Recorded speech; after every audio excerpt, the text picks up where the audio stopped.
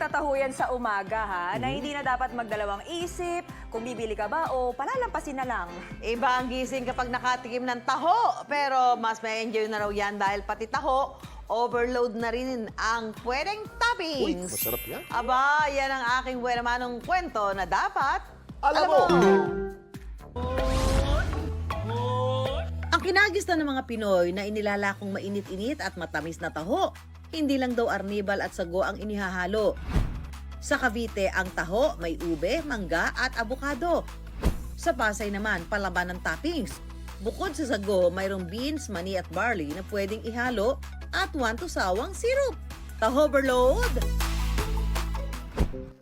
Taong 2020 nang buksan ni Chef Roy ang negosyong taho sa Cavite. Nag-come up sa isip ko, taho, pero gusto ko siyang innovate as a chef. In-apply ko lahat ng mga knowledge ko para ma-develop yung product. Nung sumubok ako na gumawa ng taho, hindi ko kagad siya nakuha. Pero nung sa pang 13, doon ko na nakuha yung proper texture, yung lasa, pati yung aroma. Para maibigyan ng twist ang ibinebentang taho, sila mismo ang gumagawa at nagluluto ng mga sahog. Isip ko yung mga ganon, traditional at the same time, Filipino flavored na ididikit natin sa taho na healthy at the same time yung panglasa ng Pilipino.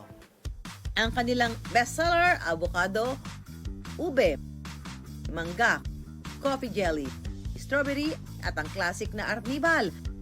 Mabibili ang kanilang flavored taho sa halagang 65 hanggang 185 pesos depende sa laki. Sulit po ang kanyang lasa, tsaka yung price is tama lang. Masarap naman. Tapos, very affordable.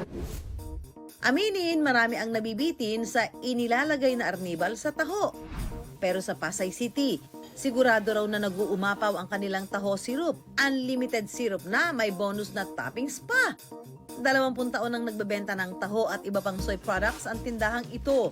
From a group of Filipino Taiwanese friends na because they miss the quality of taho from Taiwan and decided to start the taho business here in the Philippines.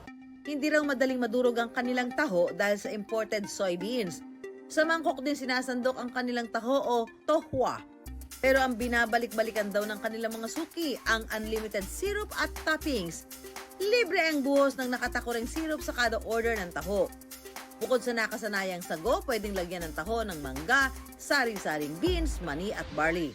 Yung gamit naming arnibal is winter melon base. So, hindi siya yung masyadong matamis na, yung tamis ng asukal. Anytime na gusto pa nila, ginawa na namin unlimited. Pwede rin daw gamiting syrup ang kanilang soy milk. Mabibili ang classic taho sa halagang 35 pesos, 65 pesos naman kung may toppings. Kita ko lang po siya sa TikTok. Turns out na ang sarap pala talaga. Kaya no wonder ang daming tao ngayon dito. Super good niya yung taho. Unexpectedly kasi parang this is cold taho which is not common to our neighborhood.